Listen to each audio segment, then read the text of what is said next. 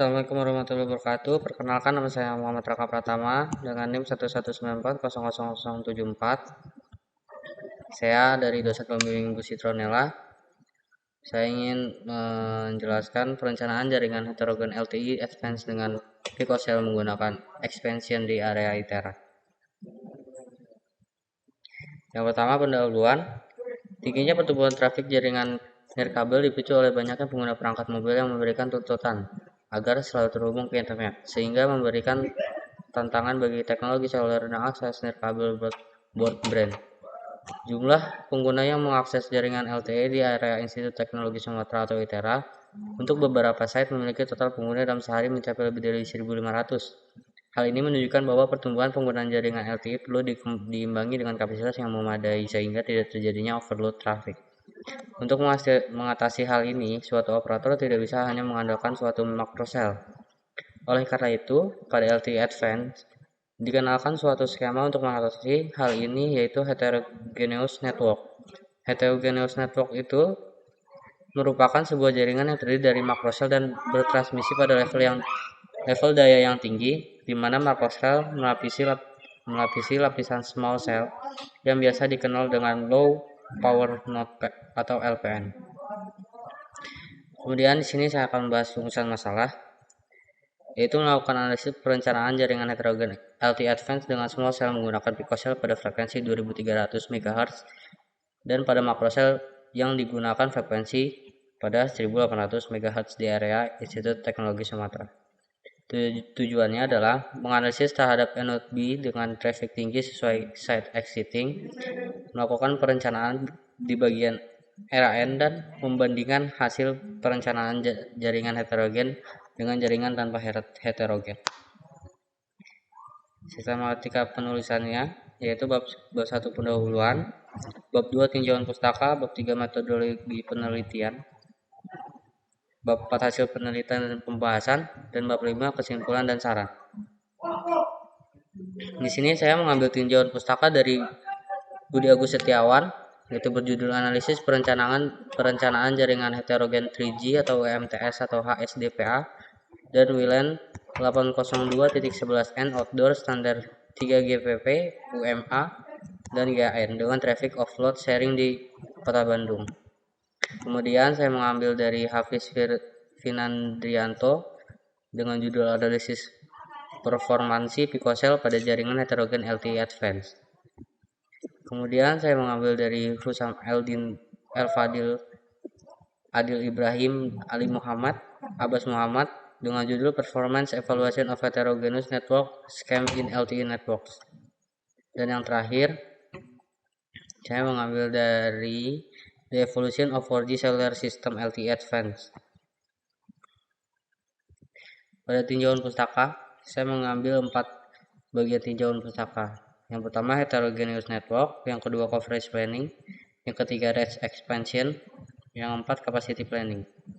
Pada heterogeneous network, itu adalah sebuah jaringan yang terdiri dari macro cell yang bertransmisi pada level daya yang tinggi, di mana macro cell melapisi small cell yang bisa dikenal dengan low power node atau LPN. LPN bisa berupa picocell, femtocell, remote radio head atau RRH, dan relay. Picocell terdiri dari sebuah node B biasa dengan daya transmisi yang lebih rendah dari macro cell, tapi memiliki fungsi yang sama. Picocell bisa diaplikasikan untuk kondisi indoor maupun outdoor dan biasanya ditaruh di hotspot area. Daya transmisi picocell berkisar antara 23 sampai 30 desibel untuk lingkungan outdoor, menyediakan coverage hingga 300 meter. Pada dasarnya, small cell dapat diaplikasikan menggunakan frekuensi yang sama dengan macro node B atau co-channel deployment, ataupun dengan frekuensi yang berbeda dengan macro node B multi-carrier deployment. Tipe node itu terbagi menjadi macro cell, picocell, femtocell, relay, dan RRH. Dan yang paling kecil itu macro cell. Untuk daya coverage-nya, daya transmitnya 46 desibel. Untuk picocell daya transmitnya 23 sampai 30 desibel. Untuk coverage-nya kurang dari 300 meter. Femtocell itu kurang dari 23 desibel. Coverage-nya kurang dari 50 meter.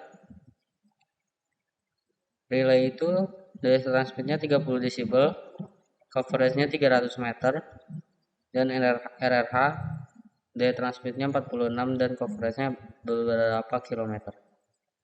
Kemudian pada range expansion, cakupan dari low power node atau LPN sangat terbatas sesuai dengan daya transmisi dan interferensi dari sel makro. Itu berarti hanya sebagian kecil pengguna dapat tercover oleh LPN, terutama di tepi sel di mana tidak banyak UE yang tercover sehingga menyebabkan adanya ketidakseimbangan coverage. Demi mengatasi masalah tersebut, range expansion atau RA diperkenalkan untuk LPN, terutama untuk picocell dan relay agar dapat meningkatkan efisiensi headnet, di mana RA menambahkan bias offset pada picocell reference signal receiver power (RSRP) untuk meningkatkan power coverage. Kemudian pada coverage planning, itu merupakan perhitungan jumlah sel yang dibutuhkan untuk dapat mencakup seluruh daerah yang dibicarakan. Dalam melakukan coverage planning, langkah-langkah yang dilakukan meliputi menghitung limb budget, penentuan model propagasi, perhitungan luas sel, dan perhitungan jumlah site. Kemudian pada capacity planning merupakan perhitungan kapasitas jaringan yang bertujuan untuk memperoleh jumlah sel yang dibutuhkan untuk dapat melayani kebutuhan traffic user. Dalam melakukan capacity planning, langkah-langkah yang dilakukan meliputi forecasting jumlah pelanggan, perhitungan network throughput, perhitungan throughput per sel, perhitungan jumlah sel. Kemudian pada metode penelitian, model sistem yang dirancang dalam tugas akhir ini adalah jaringan heterogen dengan melakukan penerapan small cell pada coverage area suatu makro cell.